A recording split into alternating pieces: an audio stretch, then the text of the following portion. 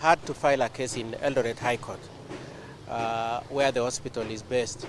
And our desire is that that issue be determined in terms of the handling, access to information, and protecting the patient's confidentiality.